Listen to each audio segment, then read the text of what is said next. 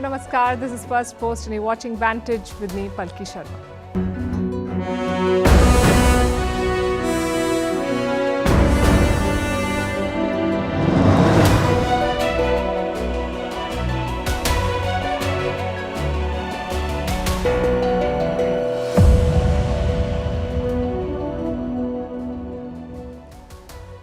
India is in election mode. By this time tomorrow, the date should be out, and election funding has become a major issue here. Fresh data has been revealed. This is related to electoral bonds. It shows who gave money to which party and how much. There's a lot of chatter about it. We'll bring you the top 10 highlights. Meanwhile, the border with China remains a problem. Beijing has conducted military drills in sensitive zones. How should India see this? In the US, they're talking about replacing Netanyahu and a new election in Israel. Not America's call to make, but shows you how complicated their support to Israel has become. Meanwhile, the Houthis in the Red Sea are now looking to target the Indian Ocean. We'll tell you how and why. India is set to slash import tax on EVs by 85%. Does this mean Tesla is finally coming? In South Africa, a tough election for the party that has been in power for 30 years. The ANC faces a perfect storm. In Paris, anti-drone units have been set up to secure the Olympic Games. In the UK, the government wants to limit foreign ownership of newspapers. We'll tell you what prompted this. Also, they're looking for the next James Bond. We'll tell you how to apply. And it's the season of exams. Students and parents are stressed. We all know it's not worth it. So why do we suffer? We'll discuss that. The headlines first. Hamas proposes a 6-week Gaza truce, offers to exchange dozens of Israeli hostages for Palestinian prisoners. Earlier this month, Hamas had ruled out truce till Israel withdrew from Gaza. Now an Israeli team will travel to Qatar for the new talks. Russians vote in their presidential election. At least 9 people were held for vandalizing polling stations. The voting will continue till Sunday. President Vladimir Putin is widely expected to win a 5th term. In India, the Election Commission will announce the poll dates tomorrow. Apart from the general election, 4 states are going to polls this summer. Prime Minister Narendra Modi's NDA government is hoping to secure a rare 3rd term. US officials leave Niger after talks with the junta. The aim was to establish contact with the junta, which has moved closer to Russia. Around 1,000 American troops are stationed in Niger. Unlike France, the junta has not demanded Washington pull out its forces. And the family of an Ethiopian migrant sues France. The migrant was among the 27 victims who drowned in the English Channel in 2021. The family claims French authorities did not respond to calls for help. This is the first such case over the disaster.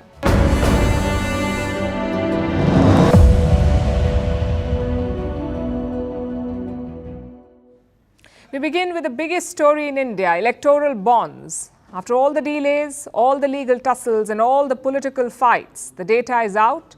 We now have a gold mine of information. Who donated to India's political parties, how much did they donate, and what did each party get? All this information is now in the public domain. It's a big victory for transparency in election funding. At the same time, it's also a challenge because we're talking about a lot of data, tens of thousands of entries. I know you've been getting bits and pieces of information from different places. Some fake news is also doing the rounds and misrepresentation of facts. So tonight, we've compiled the data to bring you the 10 big highlights. Number 1, the total purchases. The data covers a specific time period. From April 2019 to February 2024, that's around 5 years. In this period, more than 22,000 bonds were purchased. Some by companies, some by individuals. Put together, there were 1,260 donors. More than 1,200 donors. And how much money did they give? More than 12,000 crore Indian rupees.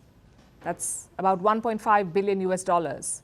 The top 20 donors are all companies. Together, they donated around 6,000 crores. In other words, 20 donors gave half of all the money. Which brings us to highlight number 2. Who was the biggest donor?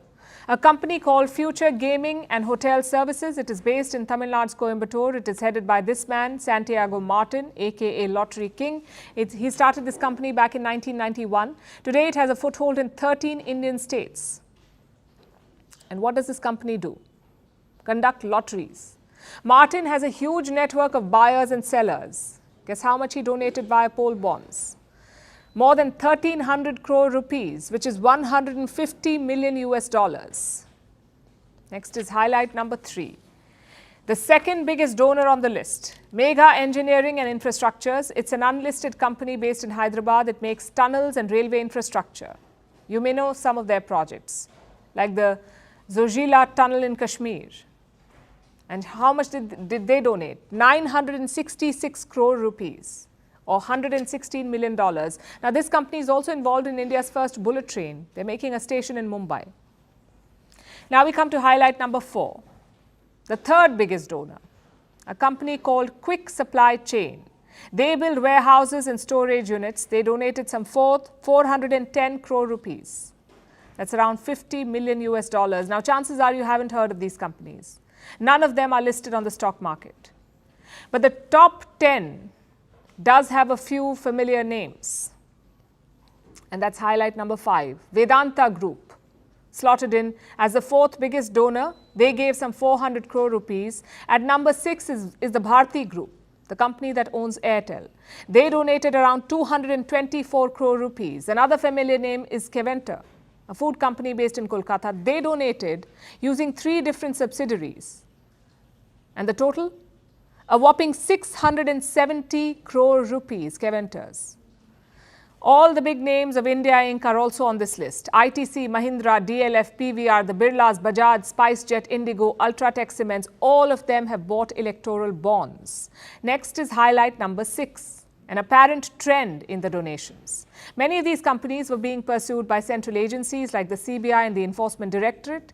Let's look at the Lottery King, for example. The ED started investigating him in 2019. By 2022, they had attached some of his assets. 5 days after this attachment, the Lottery King bought poll bonds, some 100 crores of it. So there is a link, or is there a link, between the probe and the donation? We'll get to that in a bit. For now, highlight number 7. How much money did the ruling BJP get? Data shows around 6,000 crores, which is 47% of all donations. The BJP was by far the biggest beneficiary. Highlight number 8. How much money did the opposition get? Leading this list is the TMC, the Trinamool Congress that rules the state of West Bengal. They got 1,600 crore rupees. The TMC, 1,600 crore rupees. Behind the TMC is the Congress party, the main opposition party in India. They got some 1,400 crore rupees.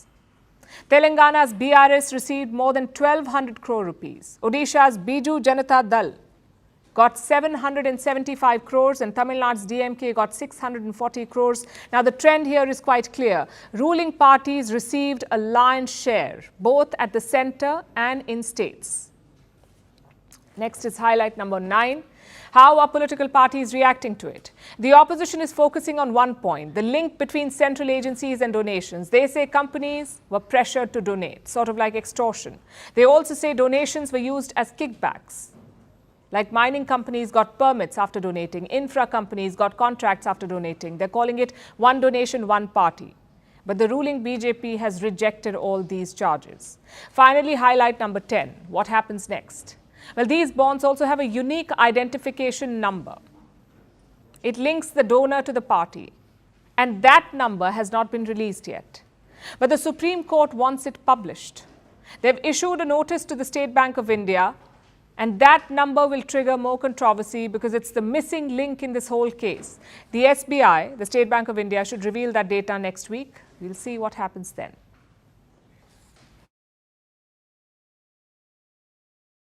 So India is entering the election season. Poll dates are expected to be announced tomorrow. Expect high decibel campaigns and controversies and a politically charged atmosphere.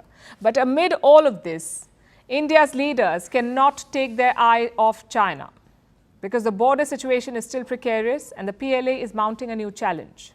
That's the People's Liberation Army, the PLA, the Chinese army. They recently conducted a drill at the Karakoram Plateau. This is near eastern Ladakh. It's one of the main flashpoints in the current border standoff. And China holding drills here does not augur well. The PLA says it was a live fire test. They practiced shooting at aircraft and perhaps for the first time, female soldiers participated. Later, a Chinese mouthpiece carried this report. It says, and I quote, "The female mission platoon fired live ammunition at a new subsonic target aircraft for the first time on the Karakoram Plateau at an altitude of 4,300 meters.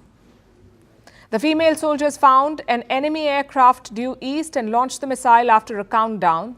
The missile took off and accurately hit the target. So this was a missile test. Reports say China used a surface-to-air missile system for this drill, and the timing does raise some questions. Why did China plan this drill now, just ahead of the elections in India? Is it trying to spark fresh tensions? Is this just posturing, or is it preparation for something worse? And here's something else that I must mention. Earlier this week, India conducted a missile test, the Agni 5, India's latest nuclear deterrent. It was tested on Monday. The Agni 5 can strike multiple targets at once. On the day of the test, a Chinese ship was near the Indian coastline, carefully watching the test unfold. We told you about this on the show. So China's test could also be a demonstration in response to India's missile test. The PLA could be showing off its capabilities. And remember, a surface-to-air missile system is exactly the kind of equipment one would use to fend off aerial attacks. It can defend against enemy aircraft or missiles. Now, officially, China has not given an explanation, but drills like this one only add to the existing tensions on the border. The two sides already have a high number of troops there. This month, India added another 10,000. So 10,000 more soldiers to guard the China front from the Indian side. In eastern Ladakh, there are at least 50,000 soldiers, both on the Indian and the Chinese side, facing each other across the length of the LAC. In fact, China could have up to 200,000 troops in all. And it is believed that India maintains similar levels. Now, with this kind of troop deployment, there's always the risk of an escalation. China's rhetoric only adds more fuel to the fire. The China-India border issue remains unresolved. India has no right to unilaterally develop Zangnan, which belongs to China. China strongly opposes and deplores the activities of the Indian leader in the eastern section of the China-India border and has made solemn complaints with India. He was talking about Narendra Modi, India's Prime Minister. And what are the Chinese angry about? The Sela Tunnel. It was recently inaugurated by Prime Minister Modi. It connects two Indian states, Assam and Arunachal Pradesh. China has lodged repeated protests over this project. It stakes a claim to Arunachal Pradesh. China calls it South Tibet and says the state belongs to them, Arunachal Pradesh. But these claims have no basis, yet China keeps bringing them up and uses them to provoke India at the border. And this is dangerous because this is a sensitive zone. With so much firepower, the India-China border is a powder keg. One wrong move could blow it up. And the world shares these concerns. Earlier this week, the US intelligence community released a report about global conflicts and their assessment. And here's what it said about the India-China border standoff. I'm quoting. The shared disputed border between India and China will remain a strain on their bilateral relationship. While the two sides have not engaged in significant cross-border clashes since 2020, they are maintaining large troop deployments, and sporadic encounters between opposing forces risk miscalculation and escalation into armed conflict. A miscalculation is what the Americans are worried about. That's also something that India is worried about. And a live fire test by China could very well lead to miscalculations. It raises the risk of more clashes. So election or not, India will have to be on alert vis-a-vis China, lest it plans a misadventure as the world's largest democracy votes.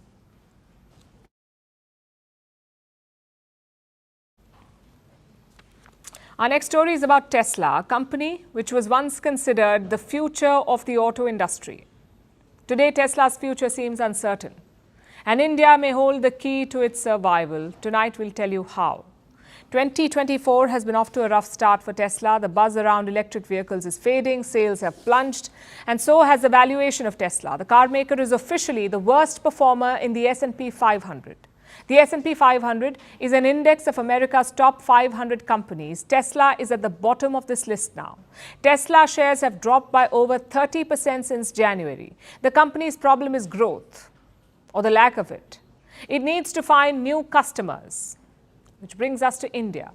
Could India be the solution to Tesla's problems? We ask because India is throwing the car maker a lifeline. Today, India took a significant decision. It is lowering import taxes on certain categories of EVs.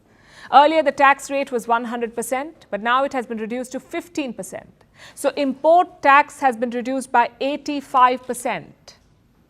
But this rebate does not come for free.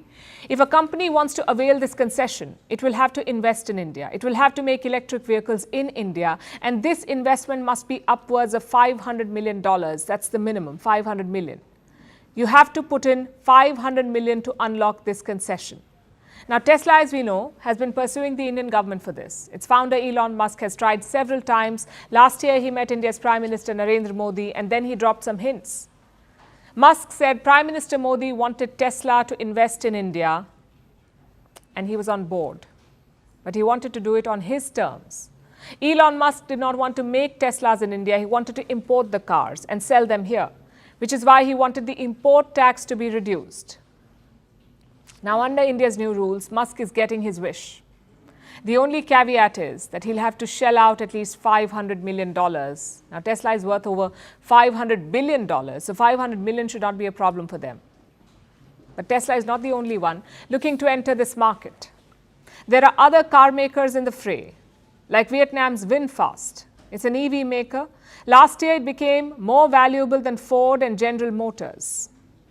But the global slowdown in EVs has caught up with VinFast too. It's in the same boat as Tesla, looking for more markets to expand, and VinFast has zeroed in on India.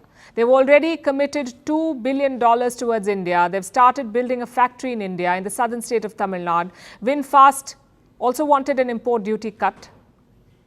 They say they want to build a customer base here with imported cars so that the brand's identity is established by the time their factory in India is up and running. They already have some takers here. Now, today's announcement will help this company too, VinFast. So, Tesla should move fast because the competition will be intense. It is already facing tough challengers in the US. Last year, Elon Musk was calling for trade barriers against Chinese EV makers so that he could protect his business. The US market is saturated, too many players and limited demand. On the other hand, the Indian EV market is expanding. In 2023, just 2% of the cars sold in India were EVs. By 2030, the government wants to take this up to 30%. 30% of the cars sold should be EVs by the end of this decade. So there is potential for companies like Tesla. Plus, India says it has no favorites in this fight. It won't change policies to suit one company. So basically, it's up to Elon Musk to make the most of it.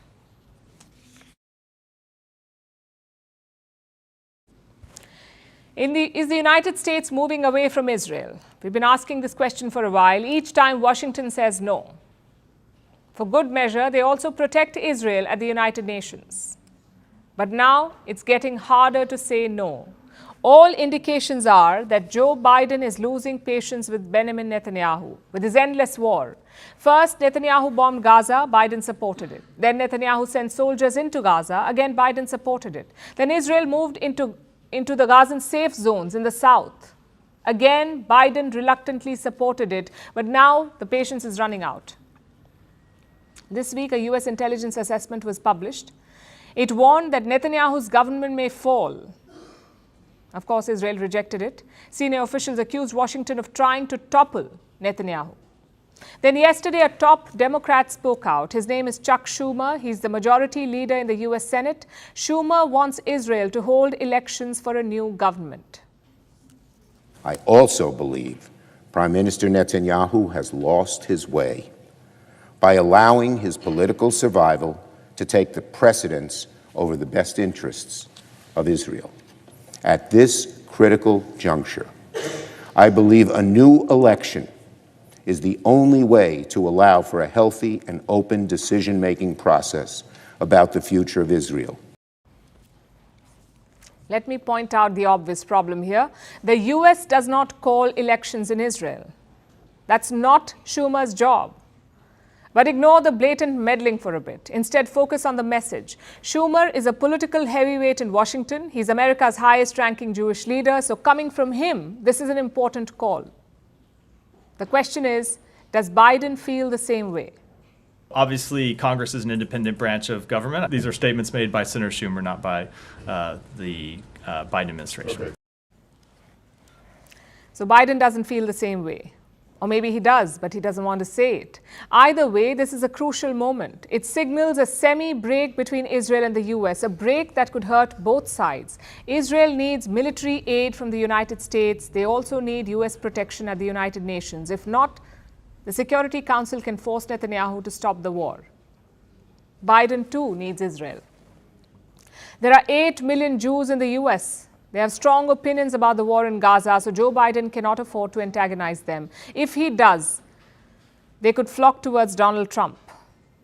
Republicans are fully behind Netanyahu. Their top leaders have called Schumer's comments, quote-unquote, disgusting. So Joe Biden has a choice to make. Does he keep defending Israel's actions, or does he try to push back? Maybe even pressure Netanyahu to step down.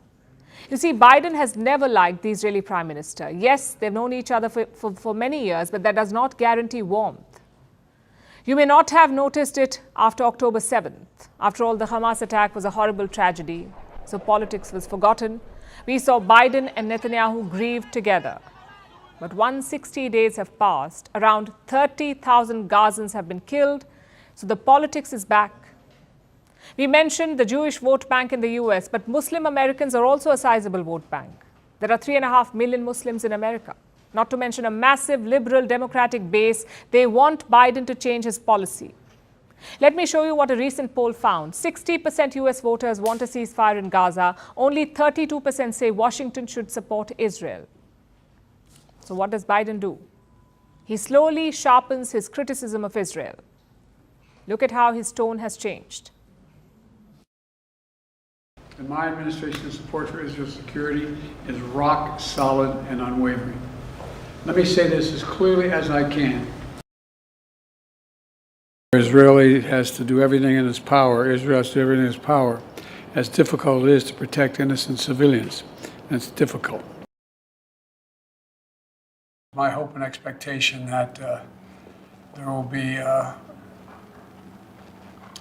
less intrusive action relative to the hospital. I've been quietly working with the Israeli government to get them to reduce and significantly get out of Gaza. I'm of the view, as you know, that the conduct of the response in Gaza, in the Gaza Strip, has been over the top. He's hurting, in my view, he's hurting Israel more than helping Israel by making the rest of the world, it's contrary to what Israel stands for. Of course, Netanyahu is not backing down. The US has urged him to not invade Rafah. It's a border town in southern Gaza, but Netanyahu remains defiant. He's preparing for a ground assault there. So I come back to the same question we started with. Is the US turning away from Israel? Looking at the statements, yes. But looking at the actions, no. Because anyone can criticize and move on. What matters is backing up those words with action.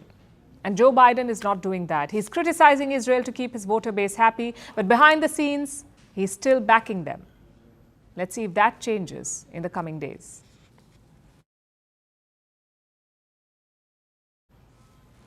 Meanwhile, the Red Sea is becoming more dangerous. The Houthis have been mounting attacks on ships. Now they harbor bigger ambitions and seem to have acquired deadlier weapons. So far, they disrupted only one maritime route, but now they want to go further. They want to stop trade altogether and extend their operations all the way to the Indian Ocean. They want to stop ships taking alternative routes, the one via the Cape of Good Hope.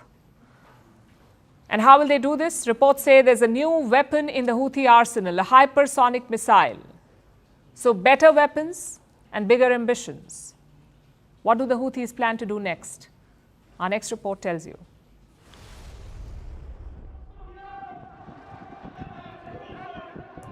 The Houthis, they have become a dreaded name in the world of maritime trade. They're striking ships, businesses are spooked, supply chains are affected, and ships are now taking a longer route to avoid them. Despite global condemnation, the Houthis are undeterred. They already control the Red Sea. And now they have a bigger target. They're going to increase their area of influence. Our main battle is to prevent ships associated with the Israeli enemy, not only from passing through the Arabian Sea, the Red Sea, and the Gulf of Aden, but also, with the grace and assistance of Allah Almighty, we aim to prevent their crossing through the Indian Ocean and from South Africa towards the Cape of Good Hope. Global trade relies heavily on the Suez Canal. That means passing through the Red Sea. It's the shortest route between Europe to Asia, which is why ships prefer it. 12% of global trade passes through the Red Sea every year. That's worth over $1 trillion. Once the Houthis started targeting this route, ships were forced to take a detour. They're sailing all the way around Africa through the Cape of Good Hope. Of course, it's a much longer route. It adds almost 3,500 nautical miles. That's over a week of extra sailing. But it's safer, which is why ships are taking this route. And now, the Houthis want to extend their attacks. They want to make sure that ships can't pass through the Cape of Good Hope either. They don't just want to disrupt maritime trade, they want to stop it altogether. The Houthis primarily operate in the Gulf of Aden. They are now planning to expand operations to the Indian Ocean. That way they can stop any ship before it even reaches the Cape of Good Hope. So the Yemeni rebels have lofty ambitions, and they seem to be getting some new weapons to fuel them, like the hypersonic missile. Russian state media claims that the Houthis have one hypersonic missile. It also claims that they have tested it successfully. If it's true, it puts the Houthis in an elite club. Only a handful of nations have this technology, the likes of the US, Russia, and China. Of course, the claims can't be verified, but if true, it gives them a huge advantage. Hypersonic weapons fly at speeds higher than Mach 5. That's 5 times the speed of sound. The one in the Houthi arsenal is supposed to be Mach 8, basically 8 times the speed of sound. Not just that, the Houthis intend to manufacture even more weapons. It would give them the power to attack more targets, posing a formidable challenge for Israel as well as the US. This means only one thing. The conflict in West Asia is spilling over. The Houthis started with a warning. They followed it up with attacks. Countries tried to deter them, but nothing has stopped them yet. Now they have better weapons and bigger ambitions. They began in the Gulf of Aden. Now they want to move to the Indian Ocean. The battle at the high seas has just begun and will likely escalate in the coming days.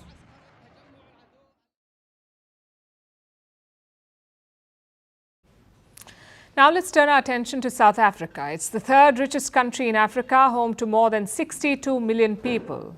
And it's going to polls this year on May 29th. This year, we may see an unusual election in South Africa. After 30 years, it seems the country is ready for change. After 30 years, the ruling party may finally have exhausted its goodwill. Let me explain. South Africa was once known for apartheid, a system of legalized racial segregation. People were divided and treated differently on the basis of race. And that system ended only in 1990, largely because of Nelson Mandela and his party, the African National Congress or ANC. The first election after that, after apartheid, took place in 1994, exactly 30 years ago. And Nelson Mandela became president, the first president of post-apartheid South Africa. His party, the ANC, took over the reins of government, and it has ruled South Africa for all of the last 30 years, the same party, ANC. Mandela himself was president only for one term. He did not lead the party in the second term, the second election, which was in 1999. But Mandela was always around, lending his grace to the ANC till he passed in 2013. And even after Mandela stepped down in 1999, the ANC kept winning election after election. In fact, its seat share rose till 2004. But ever since, it's been a downward spiral. Year after year, the ANC loses supporters, and it seems this year it may not even be able to reach the halfway mark. South Africa's lower house of parliament has 400 seats. You need 201 to win an election outright. The ANC has always managed this in the past, but this time it looks tough. Look at the opinion polls. The latest one shows the ANC polling at 39%, not even 40, 39%. For the party that helped free the country from apartheid, this is a fall from grace, which begs the question, how did it come to this? There are a number of factors, economic and political. We'll start with the economy. South Africa's growth rate last year was 0.6%, 0.6. This is a BRICS country. It's supposed to be driving growth in the world, but it barely avoided a recession. Fourth quarter growth was a measly 0.1%, positive, but barely 0.1. What's worse, South Africa's economy is about the same size as it was in 2020 when the Wuhan virus pandemic hit. 4 years, and it has just recovered. Unemployment overall has crossed 30%. Youth unemployment is even higher at about 43%. And this has infuriated South African voters. Along with poor growth, there's poor infrastructure. South Africa is known for frequent power outages. And for almost 2 weeks, Johannesburg has been facing a water crisis. This, remember, is South Africa's richest city, Johannesburg, home to about 6 million people. Half of them have been facing water issues. The government pointed to an ongoing drought. It also blamed water companies, but the people of Johannesburg are fed up. At the end of the day, we pay our taxes. Now show us what it's for. Enough of this finger pointing, enough. It's got to come to a point where there is accountability, plans of action, and follow through. That's it. So we need water. Government should supply. Yes, we're paying for nothing, paying for air. So there are economic issues, infrastructure issues, accountability issues. Add to this mix a magic ingredient, political intrigue. And what do you get? The perfect storm. The political alchemist may very well be an old ANC hand. Jacob Zuma, a former president who has now trained his guns on the party he once led. Zuma has left the ANC and polls say he has taken 13% of their votes with him. Zuma was embroiled in corruption scandals. He even spent months in detention because of them. But a lot of ANC leaders have corruption charges against them. So it has not really affected Zuma's popularity. And he's using this to turn the screws on the ANC. The current president of the country, Cyril Ramaphosa, Zuma is emerging as his chief rival. So this election is essentially between Ramaphosa and Zuma. That's what this is all about. If you look at the Ramaphosa-led ANC, and what the country has become here in South Africa, there is a serious need for change. And South Africans have realized that. Of course, his party will talk up his chances, but Zuma does change the equation. He will take away ANC voters, and he may bring the party below the halfway mark, which means the ANC's only option might be coalition politics. They could still be ruling South Africa after May, but it will be in a severely weakened state, dependent on other parties to survive. And that would be a great fall for the party that ended apartheid. But it's also a lesson. Do not become complacent, do not become corrupt, and do your best to govern well. Reputation will only last so long. It's a lesson that parties around the world would do well to learn.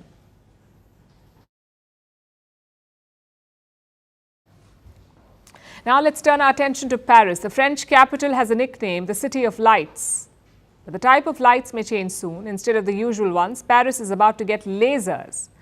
Not for illumination. These lasers have a different purpose. Paris is setting them up to destroy drones. These are anti-drone units. France is beefing up security in its capital. This is ahead of the Olympics. The Olympic Games begin in July, and France is leaving nothing to chance. Here's our report. France is readying itself. It is hosting the Olympics this year, and preparations for the Games are in full swing. But it isn't just construction and beautification. There are also security arrangements to be made. And it looks like France may be going a bit overboard with that, because Paris has decided that it must protect itself from a very modern threat: drones. When you think of drones, what do you picture? The little quadcopters used to make aerial videos or drop off Amazon packages?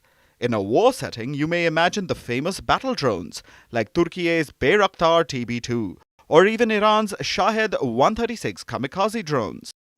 France is wary of all of these, and it has created a special force to deal with them. Enter the Section Protection Appui Drone.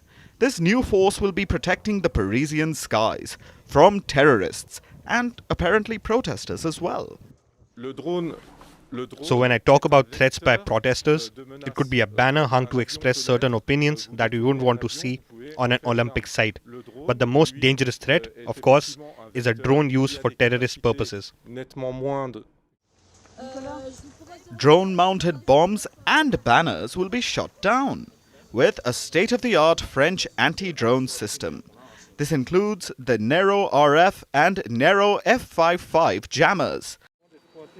The way they work is simple enough.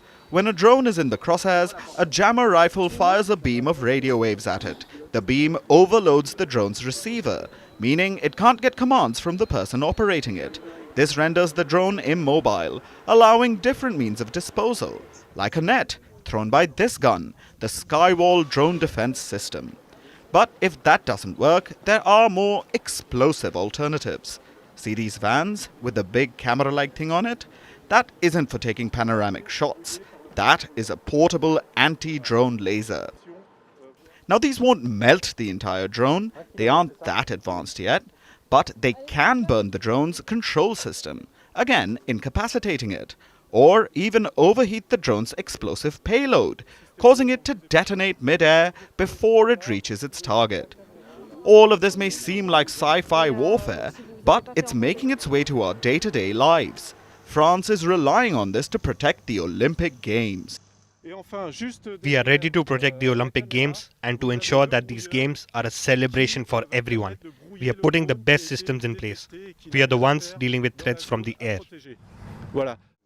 Even if they don't see much action, their presence will serve another purpose. France is an arms exporter, and this anti-drone brigade is a great advertisement. Their patrols may intrigue potential buyers, making it a win-win for France, even if they don't win any golds in the Olympics.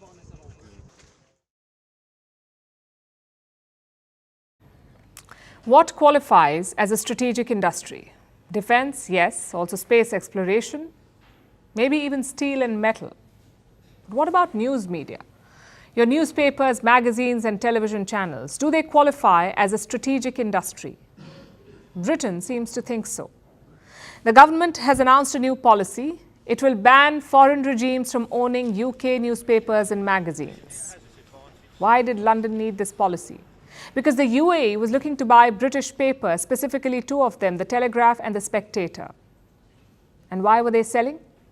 Reports say the Telegraph owners have a lot of debt, some $1.5 billion of it. A UAE investment firm has agreed to clear that. In exchange, they wanted to take over the newspaper, complete Emirati control.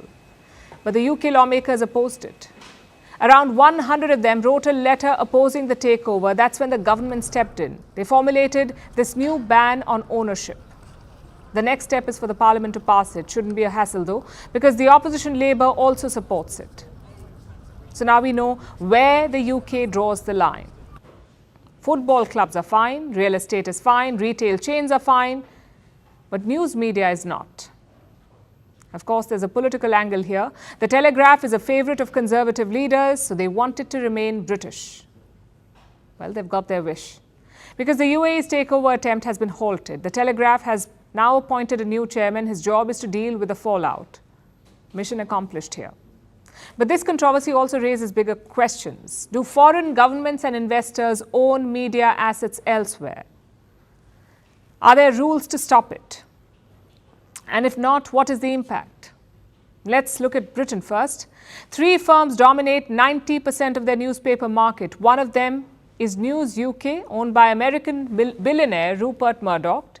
He also owns Fox News in the US. So Murdoch controls 1/3 of Britain's newspaper market. He publishes a number of magazines like The Sun and The Times.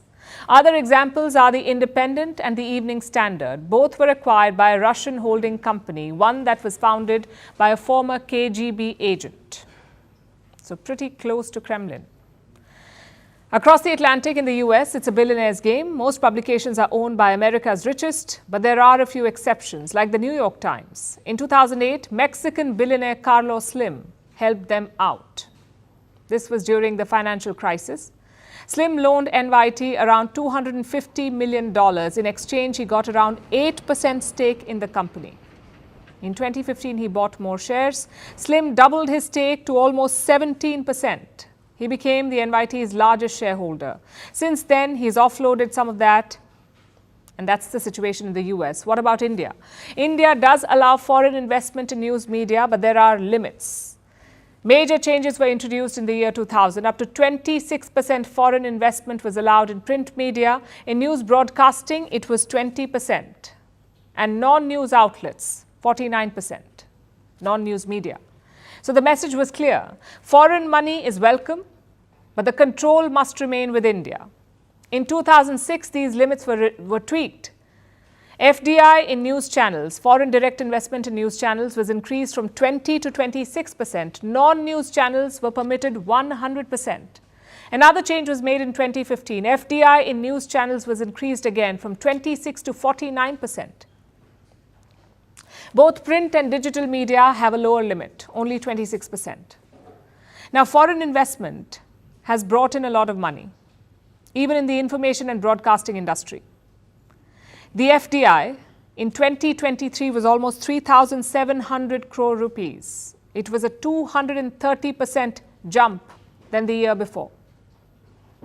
And this money does help, especially at a time when the media landscape is changing. Having said that, there are challenges. For starters, what if foreign ownership leads to bias? It's a real possibility in the media, especially when foreign governments buy a stake. Let's say the UAE succeeded in buying the Telegraph. What would stop them from appointing favorable editors or publishing puff pieces on the UAE? Nothing. Another issue is national security. The media can influence public opinion, maybe on a new trade deal or a new set of sanctions or an investment project. So having a foreign owner can be a conflict of interest. Does that mean a ban is necessary? Well, curbs and limits also work fine. Yes, strategy and security are involved here, but that can't be an excuse to choke an industry. As always, a middle ground is the answer.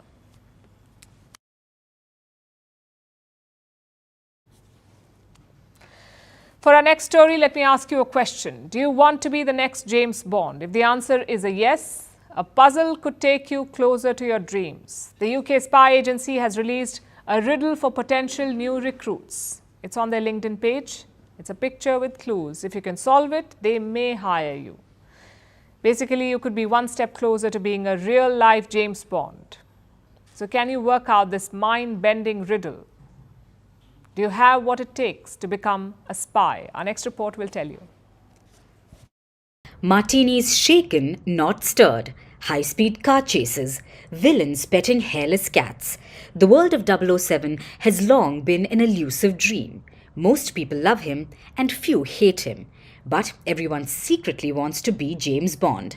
If you're dreaming of one such would-be spy, a cryptic puzzle could make you the next Bond. It was released by the GCHQ, the Government Communications Headquarters. It's UK's largest intelligence agency. It works along with the MI5 and MI6. Currently, 7,181 people work there, but the GCHQ is looking for new recruits.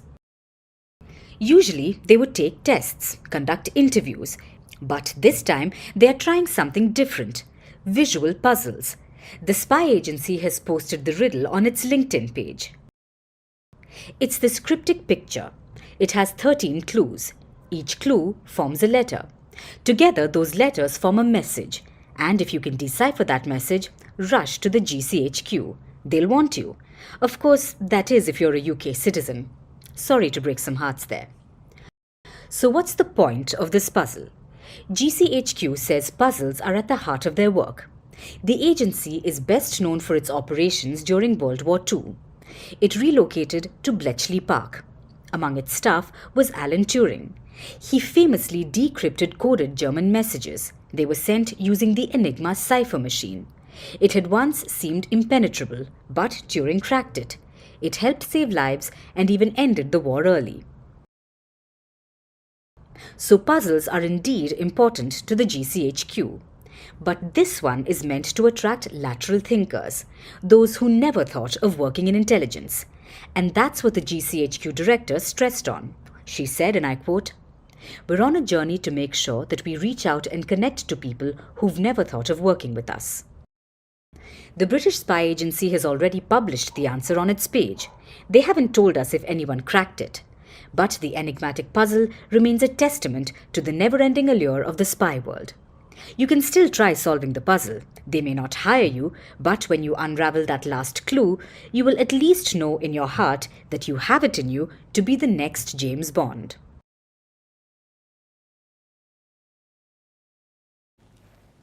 In India, March is the season of spring, a time of blooming flowers and blue skies. But here, the young don't bring out picnic baskets. Instead, they hunch over revision notes.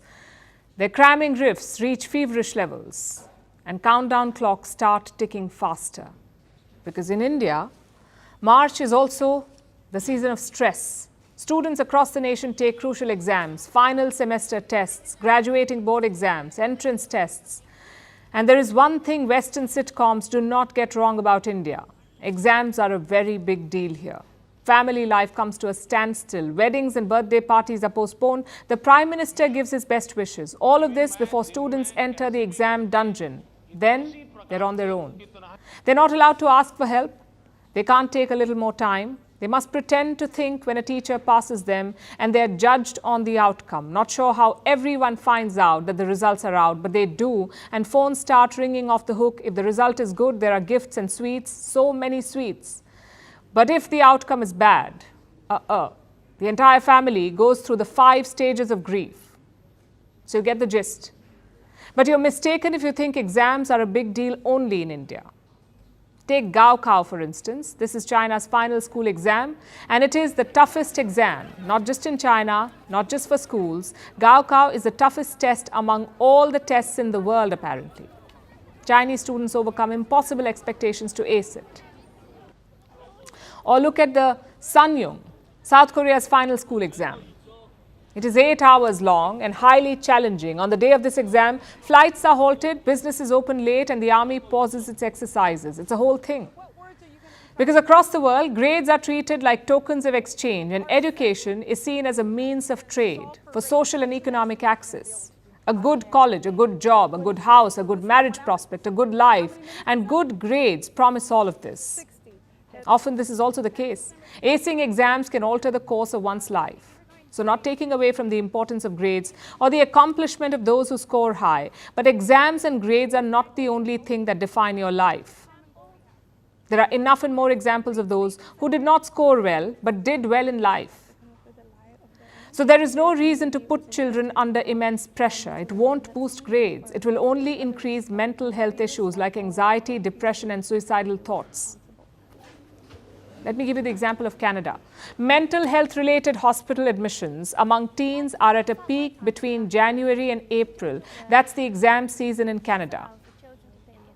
And they're the lowest during July, August, and December, which is when schools are closed. In England, similarly, such hospital admissions are at a peak during term exams. They are at the lowest during holidays. In America, suicide attempts by teenagers are rarer during non-school months. What about India? Suicide among students rose by 70% between 2011 and 2021, 70%. In 2021, more than 13,000 students died by suicide. That's around 35 deaths every single day. Sure, exams are not the only reason here, but they were behind at least 8% of these deaths. And this is criminal. Do you know what's behind this crime? A mutual societal expectation and belief that grades are everything, that exams are the be-all and end-all of life. They're not. They're just a means to an end. So study hard, but do not punish yourself. You're a lot more than your scorecard, and there's always a next time. And now it's time for Vantage Shots, images that tell the story. Top tennis players go undercover as staff at the ongoing Indian Wells Open. In the US, a major snowstorm wreaks havoc in parts of Colorado. And in Antarctica, scientists warn of a bird flu epidemic after several cases are detected in penguins. Finally, we're taking you back in history. On this day in 1917, Tsar Nicholas II was forced to abdicate in Russia. He was deposed during the Russian Revolution. A year later, he and his family were executed by the Bolsheviks. Nicholas II was the last Tsar of Russia. We're leaving you on that note. Thanks for watching. Have a great weekend.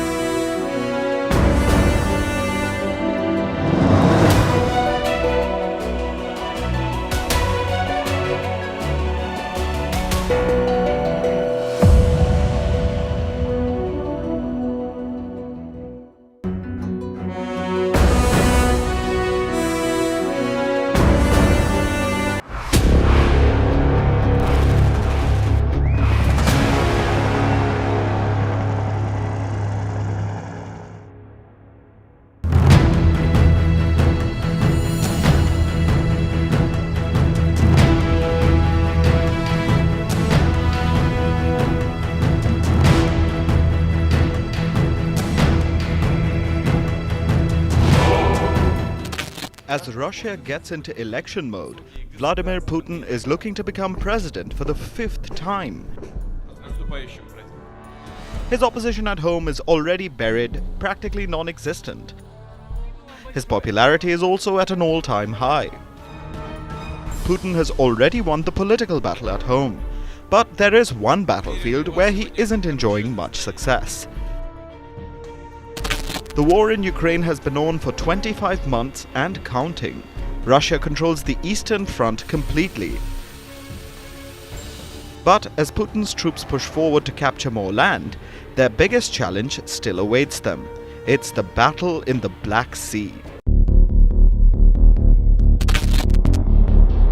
The Black Sea has been a major flashpoint for Russia and Ukraine since the war began. Moscow has been eyeing the water body for decades. That's because the Black Sea allows Russia to have a warm water port for its naval fleet, because Russia's northern and eastern ports are completely frozen in the winter. The Black Sea is a warm water body that gives Russia access to the shorelines of Turkey and Eastern Europe. After the annexation of the Crimean Peninsula in 2014, the Black Sea became even more vital. Now Russia controls the Kerch Strait, the channel that connects the Sea of Azov to the Black Sea. This allows Moscow to spread its ships into the larger Black Sea rather than having them bunched close to each other in the much smaller Sea of Azov. And the importance of the Black Sea has been seen in the last 2 years. From firing cruise missiles to artillery, Russian ships have launched deep strikes into Ukraine from the Black Sea, until Zelensky's soldiers developed a lethal weapon, the Magura V5 drone.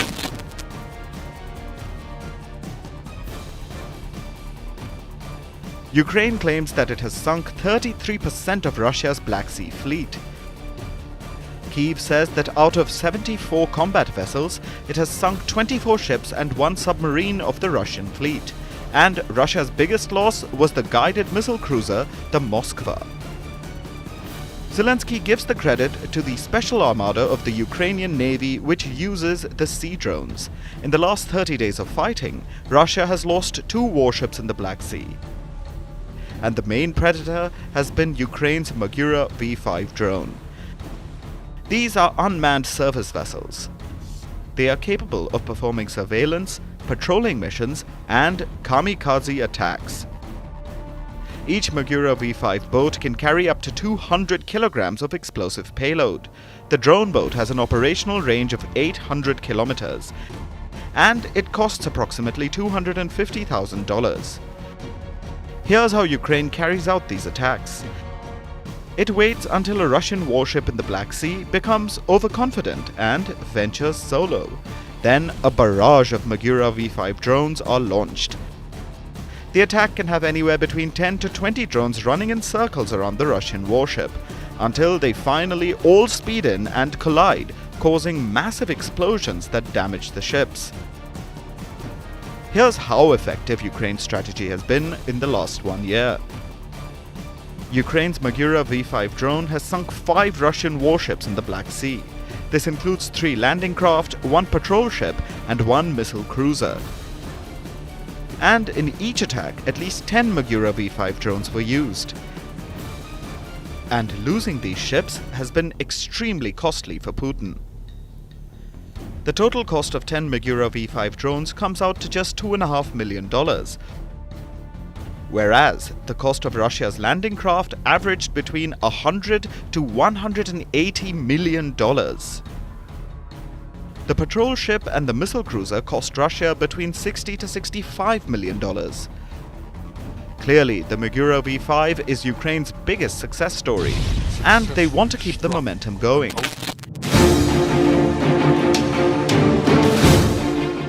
The losses in the Black Sea have really angered Putin. After the most recent shock, the Russian president launched massive airstrikes across Ukraine.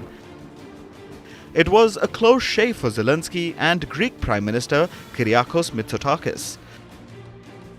Several missiles exploded just 500 meters away from them in the port city of Odessa. I think that Kyriakos and me did not only hear it, but we saw the strike. You see with whom we are dealing. They don't care where they strike.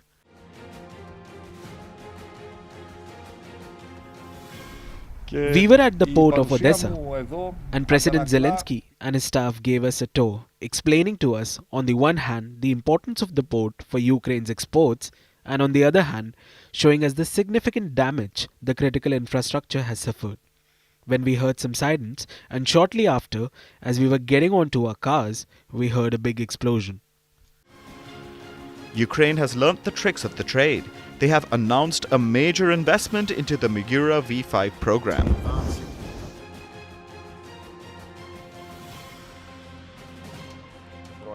A sufficient number of drones are being produced now. This year it will be thousands of drones. I cannot say how many exactly because this is already quite sensitive information, but I will say this, there is no limit. The niche of long-range kamikaze drones is growing, with a range of 300, 500, 700 and 1000 kilometers. 2 years ago, this niche did not exist at all. Ukraine is growing its naval power after seeing success in the Black Sea.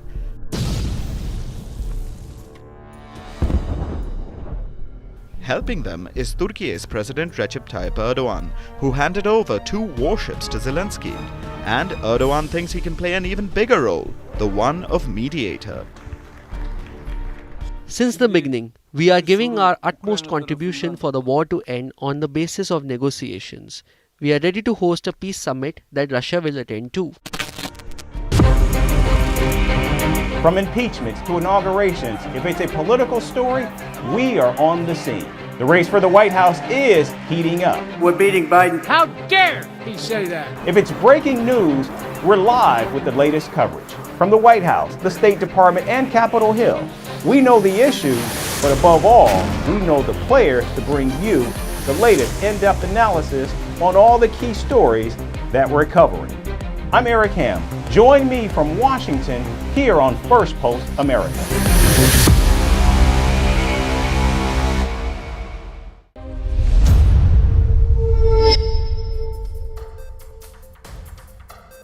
Hello and welcome to Firstpost America, your global pit stop for the latest news and headlines from the United States and around the world. I'm Eric Ham, coming to you live from the nation's capital in Washington, D.C. We'll get you a roundup of all the day's top stories, but first, let's take a look at the headlines. Amid the going war in Gaza, Hamas proposes a ceasefire deal. The group offers the release of Israeli hostages in exchange for 700 to 1,000 Palestinian prisoners. UK Prime Minister Rishi Sunak rules out holding general elections in May. Elections will now be held in the second half of the year.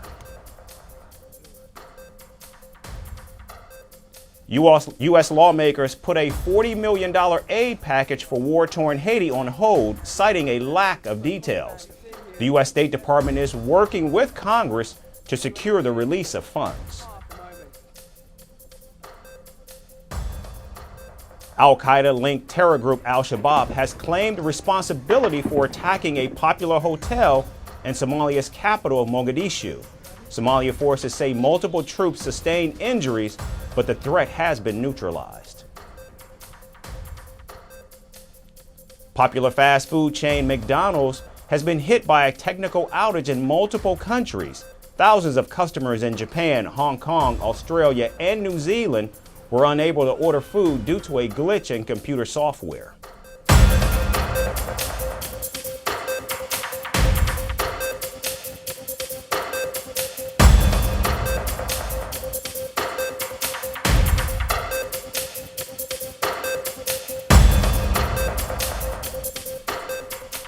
Our top story today is Russia, where the presidential election is now underway.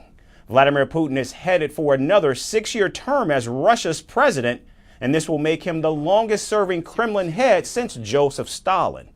Russians vote today through Sunday across the country's 11 time zones, from far eastern regions near Alaska to the western enclave of Kaliningrad on the Baltic coast. The result is all but certain to extend Putin's rule throughout the decade and into the 2030s. Now, there are 3 token challengers also vying for the presidency, but they are all backed by the Kremlin. Thanks to Vladimir Putin, he's doing everything in Kamchatka. He helps people, helps pensioners, everyone. He's a very good leader. I am generally fine with everything. I like what's happening now. If we objectively evaluate the beginning and the end, in my conscious life, since I started earning money myself, entered the adult world, I am generally fine with this dynamic. I feel pride because we have been voting for our leadership all our lives, and this is a lesson for our grandchildren. I always vote, always, because it's the responsibility of a citizen. One needs to be responsible because the future depends on this. Now, voting is also underway in regions annexed by Russia in Ukraine's east, where Moscow's troops are attempting to exert authority. Ukraine says those living in regions illegally annexed by Russia are being coerced to vote in the election. In fact, Kyiv calls it an illegitimate effort by Moscow to tighten control over the region. They need to show that everything they call special military operation and that they came to rescue eastern Ukraine, Donetsk and Luhansk from nationalists and Nazis, to show that people were waiting for them here, and they want to do that using the instrument of voting. You must understand that the people in these territories have to survive. They take part in dismantling the rubble or equipment. They work in communal establishments.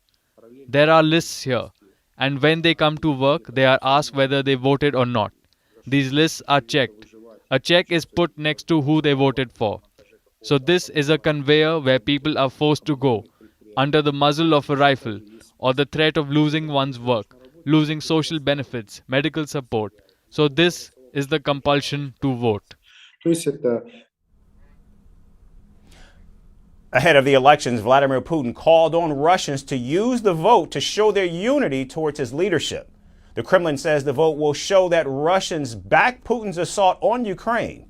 The 71-year-old Putin has seen an uptick in his popularity. In fact, his approval rating is currently at 86%, up from 71% before the invasion of Ukraine. Now, this is Putin's highest approval rating since Russia's annexation of Crimea in 2014. In fact, in recent months, there has been a spike in Putin's approval rating amid Moscow's battlefield advances and the West's flagging support for military aid to Kyiv. In fact, Putin's position has also been bolstered by the resilience of the Russian economy in the face of Western sanctions. Meanwhile, Russia's ambassador to the United States said the embassy had received a number of threats in connection with the Russian election. Earlier, Russia's Foreign Intelligence Service accused Washington of trying to meddle in its presidential election.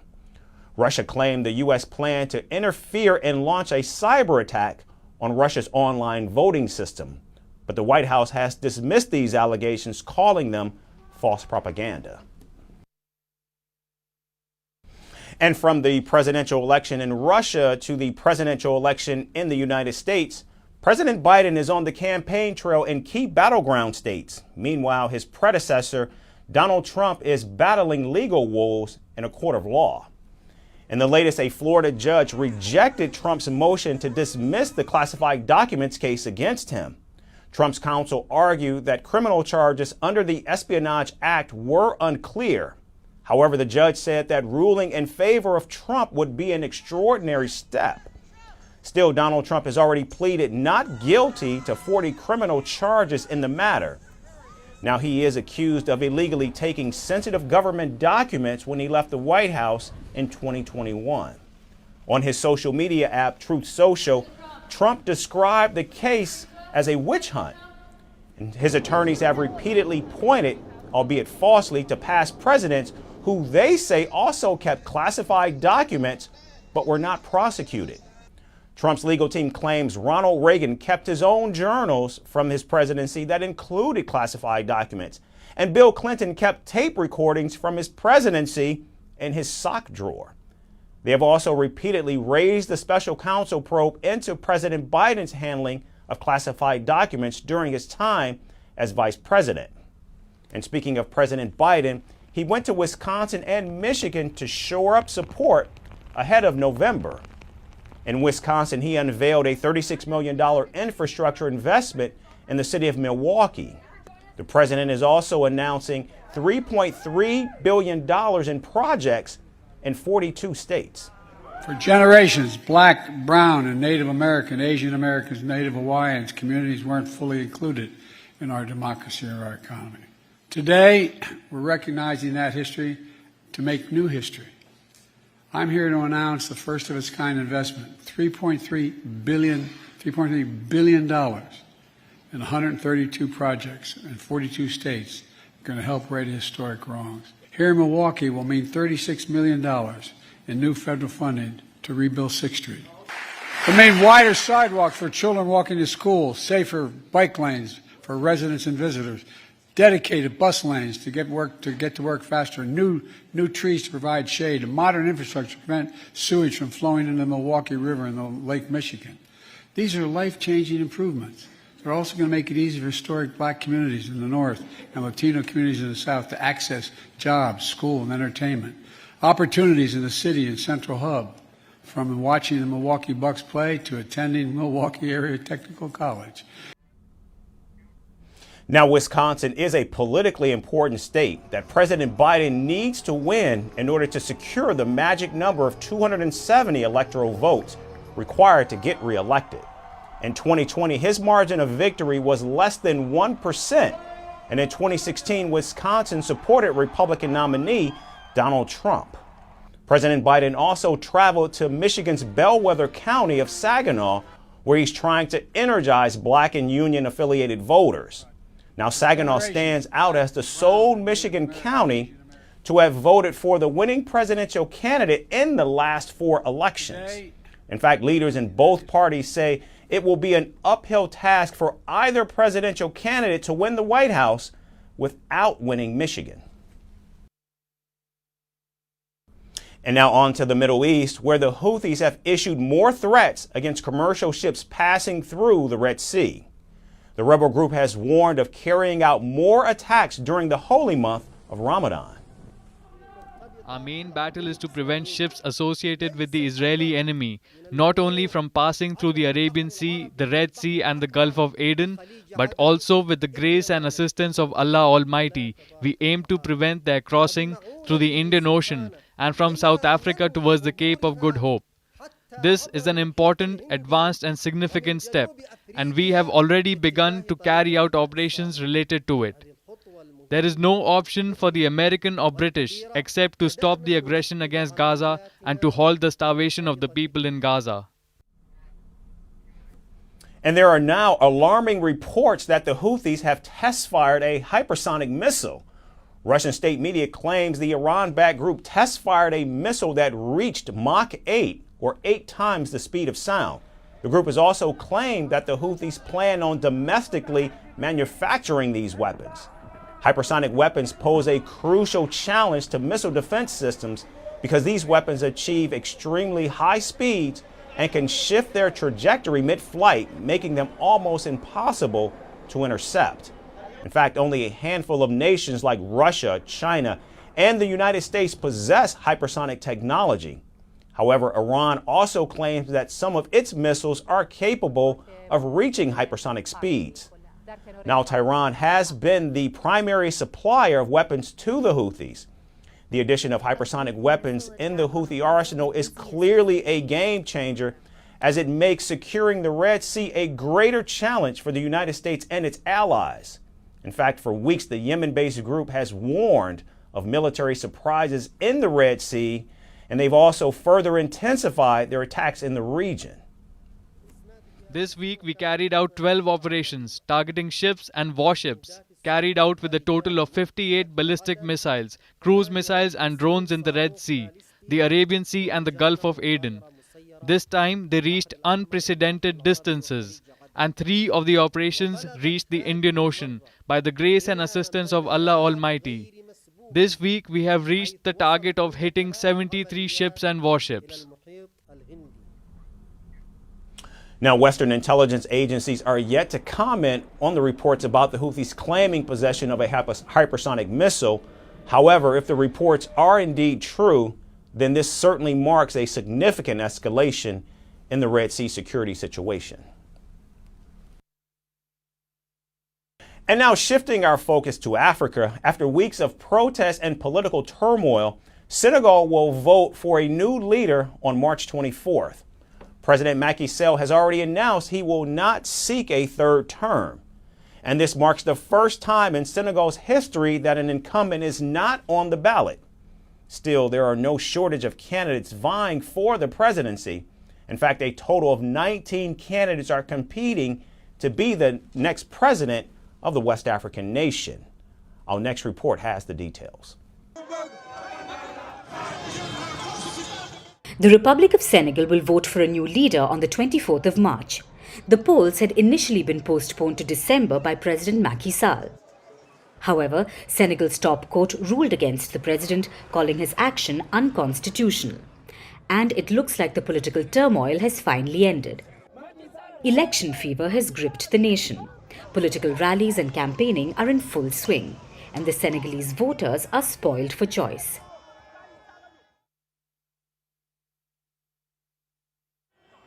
"19 candidates are running for president. Senegal's leader Macky Sall has completed 2 terms, and he's confirmed that he will not be running again. For the first time in Senegal's history, the incumbent will not be on the ballot. President Sall has endorsed Prime Minister Amadou Ba as his successor. Both leaders are from the ruling coalition, but despite Sall's endorsement, Amadou Ba is not the most popular candidate.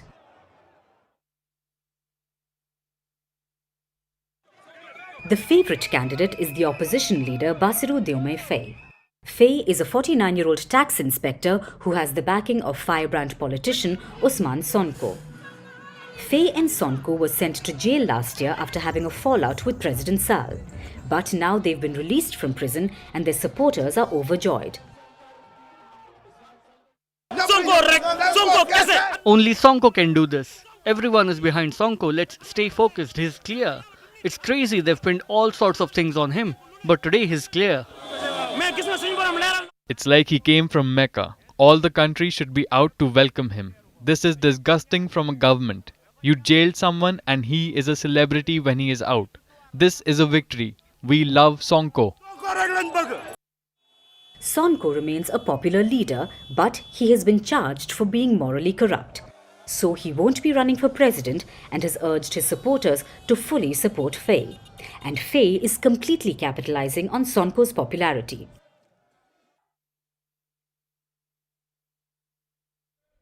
Another presidential hopeful is two-time mayor from Senegal's capital, Dakar.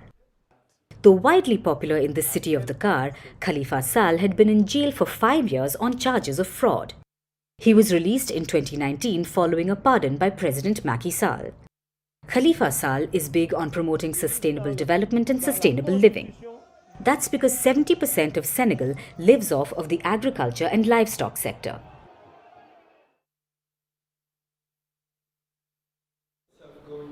Anta Babakar is the only female candidate. If she wins, she'll be the first woman to serve as Senegal's president.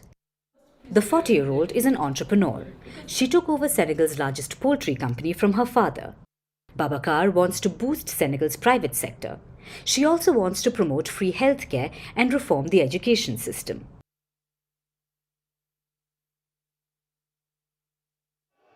There are two major concerns for voters ahead of the presidential polls. The first is youth employment. Successive governments have failed to increase jobs. Almost 35% of young Senegalese are currently unemployed. The second major issue is the rise in the cost of living. Inflation in Senegal peaked to 14% 2 years ago. At least one-third of the country is below the poverty line.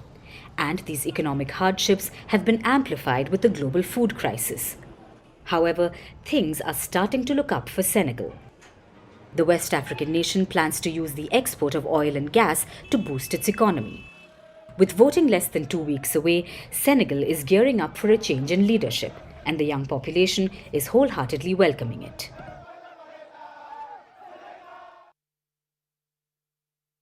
And finally, to Japan, which is on high alert. That's because of a mysterious infection that is surging across the country.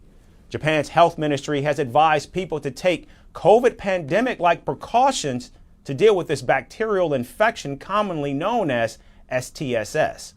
But what is this deadly infection, its symptoms, and how is it spreading so rapidly across Japan? Our next report offers answers to these critical questions. Japan is staring at a potential health crisis. A mysterious, rare but dangerous infection has made its way deep inside the land of the rising sun. And it's spreading at a record rate, while doctors and health officials struggle to identify the cause. This bacterial infection is what doctors call the streptococcal toxic shock syndrome, commonly known as the STSS. Most cases of STSS are caused by a bacterium commonly known as Strep A. The symptoms are similar to those caused by later strains of the coronavirus. It can cause sore throat mainly in children. Many people could be infected without knowing, as they may not fall ill, so essentially they become carriers. Older people can experience symptoms that are like a common cold. In rare cases, the symptoms can worsen to tonsillitis, pneumonia, and meningitis. Strep A infections can be treated with antibiotics, but severe cases could need intensive medical attention. In some cases, it can cause serious illnesses, health complications, and even death, particularly in adults over 30. About 30% of STSS cases are fatal. So how does this infection spread?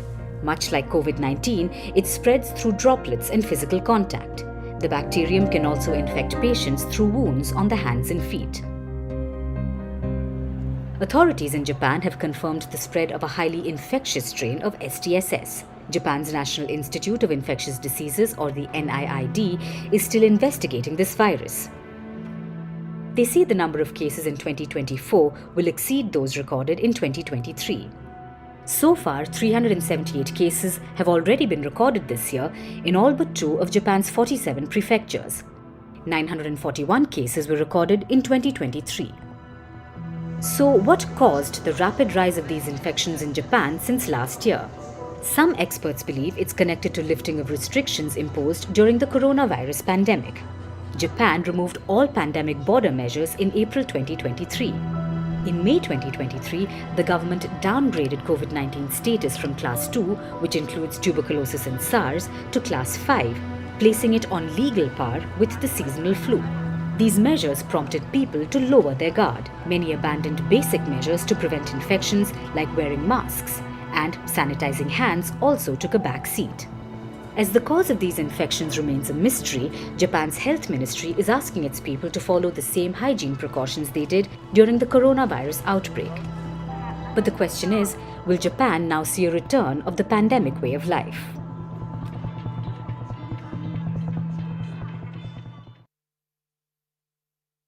That's our show for today. We certainly thank you so much for joining us. Have a good weekend, and we look forward to seeing you right back here on Monday. Thanks again for watching.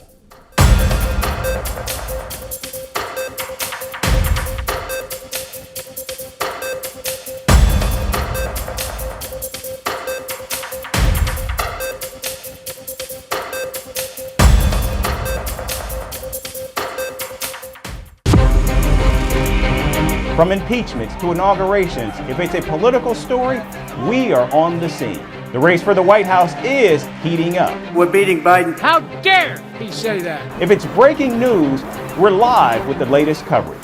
From the White House, the State Department, and Capitol Hill, we know the issues, but above all, we know the players to bring you the latest in-depth analysis on all the key stories that we're covering. I'm Eric Ham. Join me from Washington here on Firstpost America.